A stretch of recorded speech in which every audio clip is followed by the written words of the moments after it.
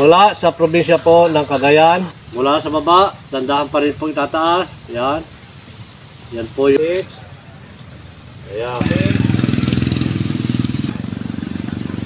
Ito, pag-aralan mo lang katis, yung galaw po ng antina, huwag mo po siyang pipigilin.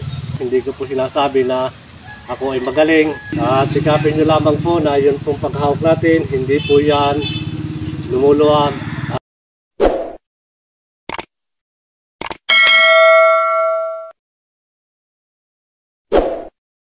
Mula sa probinsya po ng Cagayan, ito po yung kanyang pinusuan, long range locator triple antenna. Muli po mga katiis, mga kababayan, muli niyo po ako samahan sa pagdidemo po ng pinusuan po ng ating isang katiis.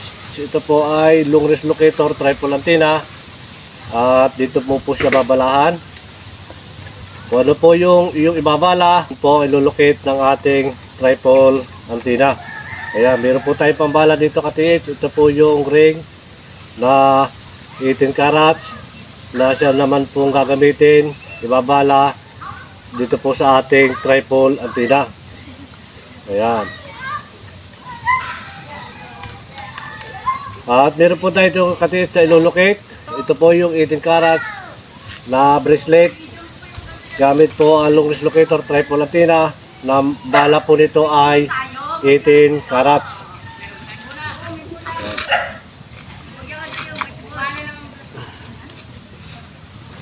At sa paggamit mo po katiis ng long range locator triple antenna, muli mo pa rin pong ipapahid ang dulo ng antenna sa lupa bilang pagpapalakas at mabilis po niya makakabisado yun pong paligid. Ito katiis, dito pa rin, ipahid pa rin po ang dulo kahit ilang segundo lang. At sa paghawak pa rin po ng handle, kailangan mapalan po natin ang siya nakadikit sa handle. Ganoon na rin po katiis, kailangan hindi po nagbibigil ang ating handle. At ito po katiis ang iyong gagawin. Ayan, mula po sa baba. Ayan, yan katiis. Yan po ay magtuturo na doon po sa ating target. Sa atin pong ilolocate. Yan, ganyan lang po katiis. Yan. Mula sa baba, dandahan pa rin po itataas. Yan. Yan po yung ating triple antenna. At ito pa rin. Ayan. Yan pa rin yung katiis. Ayan. Paggamit nyo po katiis, kanan, kaliwa. Doon po yan. Mabaling, malalaman nyo na po yung hila o yung galaw po ng ating antenna.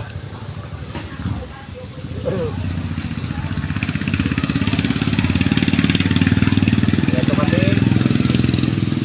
yan pa rin siya nagtuturo. Ayan. Yan, mula sa baba, tandaan po tataas. Yan. Ito kasi yan. Yan pa rin. Ayan. At kapag lagi mo po katiis, pinag-aaralan, pinapraktis, paggamit po ng manual na locator, mas mabilis mo po makakabisado. Pag-aralan mo lang katiis, yung galaw po ng antenna. At kapag hinila na po yun ang aura ng gold, tustusan mo lang katiis, huwag mo po siyang pipigilin. Hayaan mo po siyang gumalaw, kaya ito po ay mayroong bearing. Dapat malubay po at maganda po yung pagkakaikot niya, hindi po magalit. Ito katiis, ganito lang po yung paggamit mo. Ayan, ganyan lang po yung katiis. Yan pa rin po yan babaling. Ayan. Yan po yung katiis, ganyan po yung ating triple antenna. At ito katiis, sa paggamit po ng triple antenna, single antenna, kung anumang klase pong locator na aking dinidemo, hindi ko po sinasabi na ako ay magaling. Subalit ito po katiis ay pagbabahagi lamang ng konting kalaman at isinishare ko lang po yan sa inyo. Ito katiis, mula pa rin po sa baba. Yan. Yan po yung paggamit ng ating triple antenna. Katulad din po ng single antenna. Ayan. Yan po yan siya tumutulak. Hinihila po ng gold. Yan. Ito po, bumabaling pa rin po dito yung ating tripod antenna. At ito katiits, ay tatapatan ko. Ito po yung ating target. Ayan. Pag tinapatan ko po yan, nagbibigay po ni reaksyon ng ating tripod antenna. Nagbibigay po siya ng signal. At ito katiits, ganito. Ayan. Napakuha pa rin po ng aura. Ayan, ang ground. Ganito po yung ating gagawin. Tandaan po natin lalapitan. At kapag natapakan po natin yung katiit, ay kusa na pong magbibigay signal po itong ating, yan, ito pong ating tripod antenna. Ayan katiit. At utay-utay na po siyang bumubuli ng frequency. Hanggang sa pagbuo na po yan, tuloy-tuloy na po yung pag-ikot ng ating pong tripod antenna. Ayan. Ito na katiit. At sikapin nyo lamang po na yun pong paghawak natin, hindi po yan lumuluwag at permis lang po mga katiits. Yan. Ito na po yung frequency ng ating pong tripod antenna kapag natapatan po natin yan. Ayan, ito katiits. Yan. Yan, ito katiits, yung frequency na binuo po ng ating pong tripod antenna kapag natapatan po natin. At muli po mga kababayan, mga katiits, sa pangalawang pagkakataon pa rin po na aking dinidemo. Ito po yung long range locator, tripod antenna, na napakasimple lamang po kung gagamitin nyo, lalo na ito po ay manual. At kung ano po yung ibabala, kung hanapin, yun pong ituturo ng ating pong tripod antenna. Kaya ito katiits, wala pa rin po sa baba, ay dandahan pa rin tataas natin ang ating pong tripod antenna. Ayan. Yan ito katiits. Doon pa rin po siya bumabaling. Ayan. Kapag ito po ay binalaha mo ng silver, kahit po may gold diyan, hindi po ituturo nito yung gold. At kung ano po yung nakabala dito, silver din lamang po ang ilulukit o ituturo po ng ating tripod antenna. Kaya mula sa baba, kaya ganyan po katiitsan.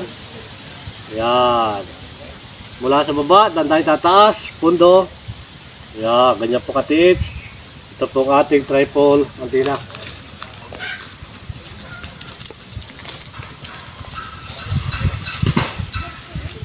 Yan. Ito pa rin. Yan.